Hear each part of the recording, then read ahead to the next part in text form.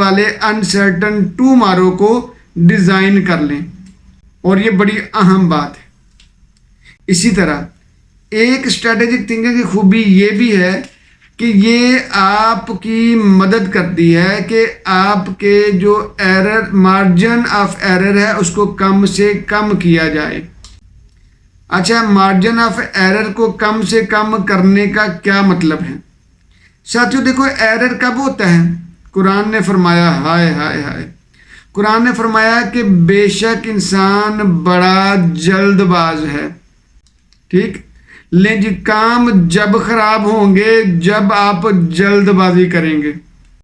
जल्दबाजी तब होगी जब आप किसी भी मेजर काम को मेजर टाइम और माइनर काम को माइनर टाइम नहीं देंगे।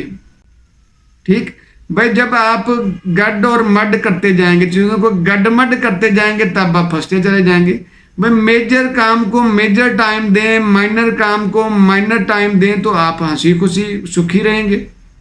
लेकिन मजबूरी है, ऐसा आप नहीं करते हैं। ऐसा आप नहीं करते हैं तो आप फंसे हुए हैं या आप फंस जाते हैं।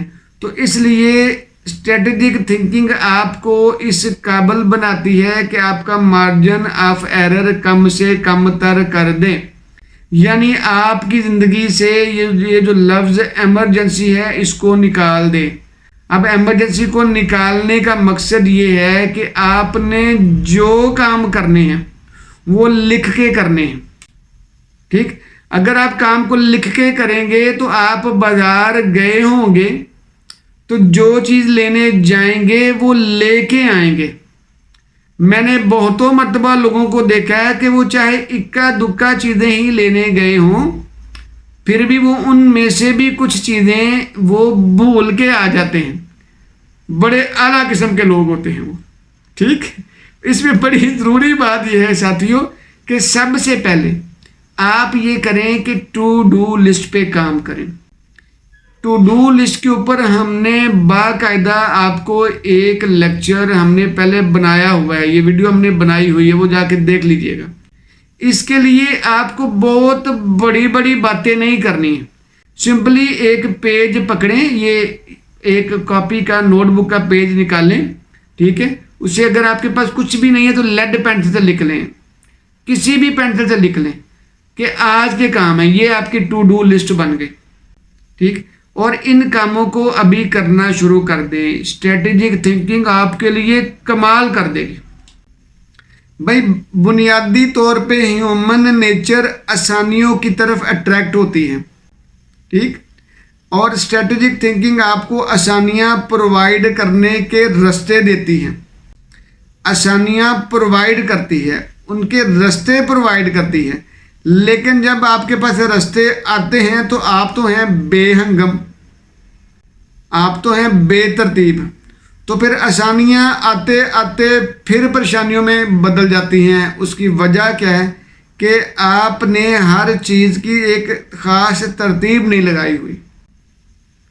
तो आपसे गुजारिश है कि स्ट्रेटेजिक थिंकिंग का कहा माने टू डू लिस्ट के ज़रिए काम करें। करके तो देखें काम को, 5, 7, 10 दिन, 15 दिन, 20 दिन काम करके तो देखें।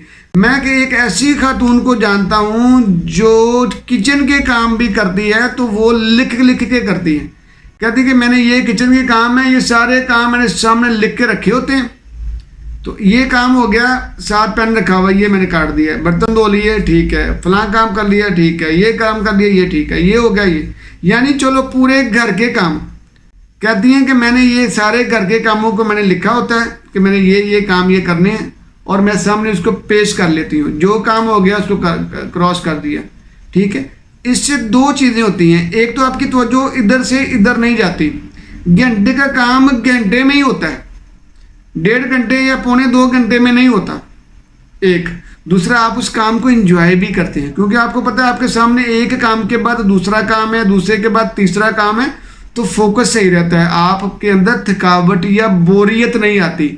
आपको ये नहीं लगता कि मैं मैं फंस गया हूँ, बड़े काम है। ठीक है, यकीन करें जो लीडर्स आपने देखा होगा वो आम बंदे से ज़्यादा काम करते हैं, लेकिन वो थकते नहीं हैं।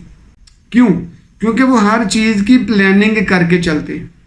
ہم بے ہنگم سے چلتے ہیں، ہم بے ترتیب سے چلتے ہیں، یہ بے ترتیبی مار ڈالتی ہے۔ جب تک زندگی میں بے ترتیبی رہے گی کوئی کامیابی نہیں ہونی بھیا، یہ دیکھو ٹھیک ہے، کوئی کامیابی نہیں۔ کامیابی کا ایک ہی اصول ترتیب، نظم و ضبط۔ سورج اپنے ٹائم پہ آتا ہے، چاند کا ایک ٹائم ہے، رات کا ایک ٹائم ہے، دن کا ایک ٹائم ہے۔ اگر یہ چیزیں اپنی جگہ بدل لیں تو قیامت ہی آ جائے، ٹھیک ہے نا۔ تو ہمارے گھروں میں روز قیامت آئی ہوتی ہے کیونکہ ہم نے ہر روز جگہ بدلی ہوتی ہے، جب ٹائم ہی نہیں، ہم نے ترتیب نہیں لگائی ہوتی۔ تو اس لیے ضروری بات یہ ہے کہ آپ اسٹریٹجک تھنکنگ کو اپنائیں، یعنی ٹو ڈو لسٹ کے ذریعے کام کرتے چلے جائیں۔ پھر دیکھیں آپ ہمیں دعائیں دیں گے، ٹھیک، تو ایمرجنسی کو کم کریں۔ اس کا آخری فائدہ بھی چلتے چلتے ڈسکس کر لیتے ہیں۔ آخری فائدہ یہ کہ جب آپ اس قابل ہو جاتے ہیں کہ آپ چیزوں کو ٹائم پہ کریں اور اپنے جو ایمرجنسی والے معاملات ہیں ان کو کنٹرول کر لیں اور ڈیفیکلٹ چیزوں کو سمپلیفائی کر سکتے ہوں، تو اس کا مطلب ہے کہ آپ ایک امپورٹنٹ بندے بنتے چلے جا رہے ہیں۔